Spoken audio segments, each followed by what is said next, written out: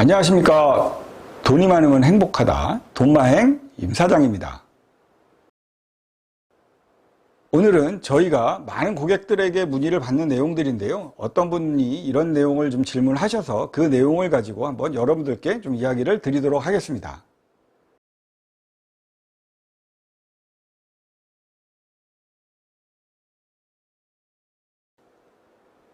자, 이제 사회에 처음 나온 사회초년생 월급 300만 원 정도 받으시는 미혼 남성이라고 하셨는데요.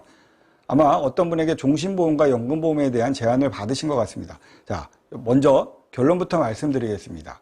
종신보험은 결혼하시기 전이니까, 미혼이시니까 가입하지 마시고요.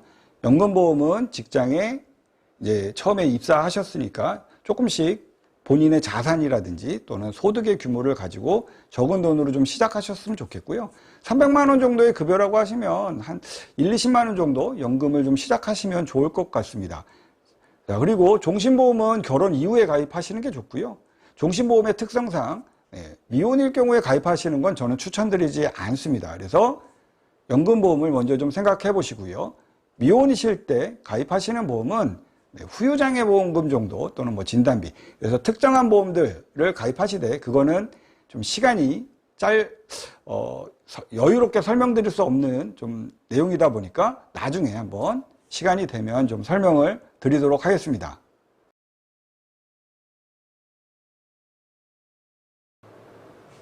연금보험에는 세제적격 연금보험과 일반 연금보험이 있는데요. 이 연금보험을 다 설명드리기에는 시간적으로 좀 부족하니까 제가 예전에 올렸던 영상을 한번 보시면 좋을 것 같고요.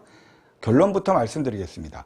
세제적격 연금보험을 가입하시고요. 아까 처음에 말씀드렸던 한 10만 원에서 20만 원 정도 선이면 좋을 것 같습니다 라고 했으니까 그 정도 선에서 결정을 하시면 될 것 같습니다. 자, 그런데 이 세제적격 연금보험은 모든 증권사가 다 취급을 합니다. 보험회사, 은행, 증권회사가 다 되는데요. 뭐 이름을 들어보시면 아시겠죠. 보험은 기본적으로 원금 보장이 된다라고 보시면 되고요. 증권회사는 펀드에 가입해서 어떤 투자 수익을 좀 더 목표로 하는 상품이라고 보시면 됩니다. 그래서 내 성향에 맞게 투자를 하시면 좋을 것 같고요. 우리가 이 연금을 연금저축보험 또는 연금저축펀드 이렇게 보시면 되는데, 자, 연금에는 세 가지가 있습니다. 직장에 가입하시면 퇴직연금, 그 다음에 국민연금, 이건 기본적으로 강제 가입이 되시는 거고요. 그 다음에 제가 말씀드린 일반 이런 연금저축보험이 있습니다.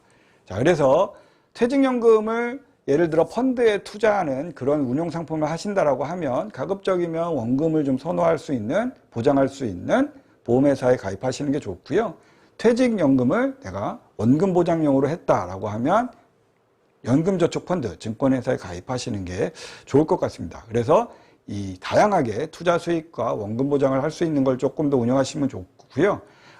난 젊어, 나는 좀 더 일할 수 있는 시간이 많아라고 하시면 증권회사의 연금저축펀드 추천드리니까 그건 증권회사에서 온라인으로도 가입이 가능하십니다. 그래서 그거는 쉽게 한번 알아보실 수가 있습니다. 그래서 한번 공부를 해보시면 좋을 것 같네요.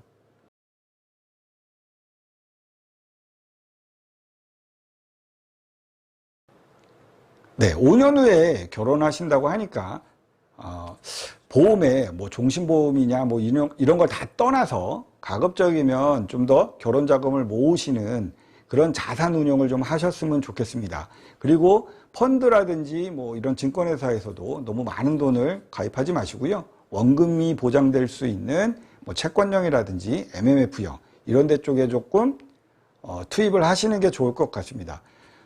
많은 재무 설계사들이, 뭐 보험 설계사들이 결혼 자금을 모으려면 몇 년 해서 이렇게 돈을 쓰면 됩니다. 또는 변액 유리버셜에서 돈을 빼면 됩니다. 이런 얘기를 하시는데요. 5년 정도의 자금을 모으실 때는 절대 보험으로 돈을 모으시면 안 됩니다.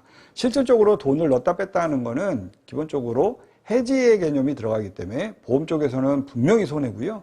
그래서 은행이라든지 증권회사의 원금 보장이 되는 그런 금융상품을 좀 선택하셔서 돈을 악착같이 모으시기 바라겠습니다. 결혼 정말 중요한 일이고요. 사랑하는 분과 결혼한다는 거 정말 중요한 거고 시작 단계에서 일정 부분의 돈이 있어야 된다는 건 저도 지금까지 이렇게 살아오고 결혼해 본 사람으로서는 정말 중요한 거니까요.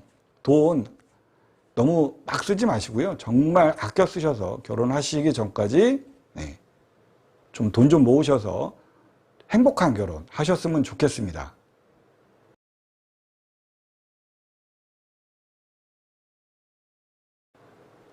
종신보험 결혼 이후에 가입해라 라고 말씀을 드렸는데요.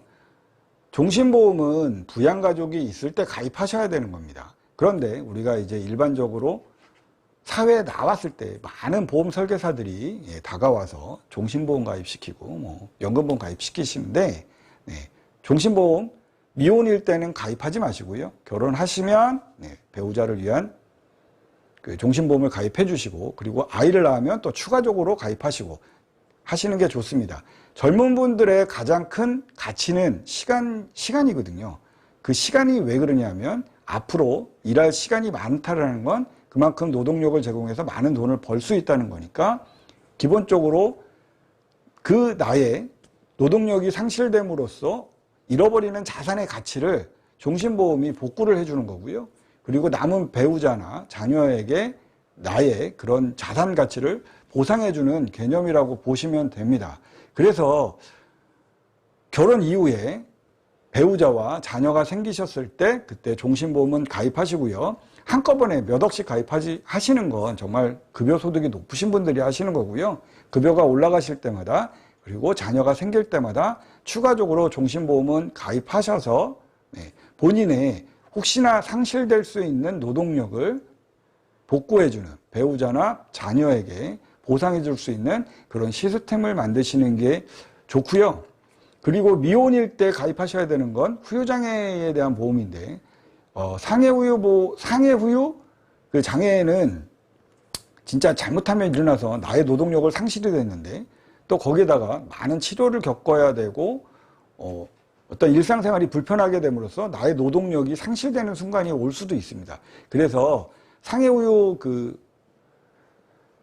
장애금을 이제 가입을 하시되, 이 보험은 보험료가 굉장히 저렴합니다. 그래서 젊으셨을 때 좀 미리 가입을 해 놓으시면 향후에 노동력이 상실되는 부분들을 좀 커버할 수가 있고요.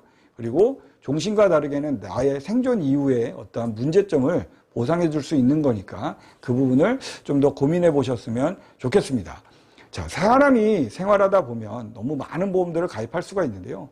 그건 그때그때마다 본인의 급여 생활과 이런 것들을 고민해 보실 필요가 있습니다. 특히 결혼 이후에 많은 고민을 해 보시되 부인분과 꼭 같이 상의를 하셔서 결정하시는 게 좋을 것 같네요.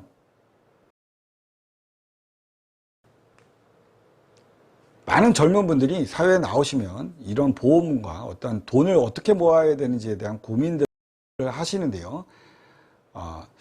그러니까 사람은 인생에서 사망과 노후에 대한 고민을 같이 해야 되고요. 그리고 결혼과 배우자, 그리고 자녀에 대한 고민도 같이 이루어져야 됩니다. 그 모든 것이 보험으로 해결될 수는 없습니다. 보험도 필요하고요. 예금도 필요하고, 그 다음에 투자도 필요합니다. 그래서 그 적시적소에 맞는 상품들을 선택하시되, 가장 중요한 건 나의 어떤 소득 수준도 그 상품들을 결정짓고 그 규모를 결정짓는 중요한 기준이 되기 때문에 여러분들이 그 부분을 같이 고민하셔야 되고요. 그리고 젊으셨을 때 돈을 조금 더 절약하셔서 모으셔서 노후 생활 좀 하실 수 있는 것까지 장기적으로 틈틈이 한번 생각해 보시면 젊은 시절의 고민은 아마도 충분히 잘 지나가지 않을까 생각이 듭니다. 자, 여러분들, 젊은 분들, 여러분들에게 남아있는 건 정말 많은 시간이라는 거 머릿속에 잘 새겨두시고요. 그것이 얼마나 큰 자산 가치인지 여러분들이 직접 느껴보시고 여러분들의 자산 가치를 올리시는 그런 행동과 활동 꼭 해보시기 바라겠습니다. 제가 이제 50대가 된 인생 선배로서 젊은 분들에게 드릴 수 있는 이야기는, 여러분들에게는 정말 많은 시간이 있다는 것, 그리고 그 시간을 정말 소중하게 쓰셔서 여러분들의 가치를, 자산의 가치를 올리시라는 말씀 드리고 오늘은 여기까지 하겠습니다. 자, 안녕.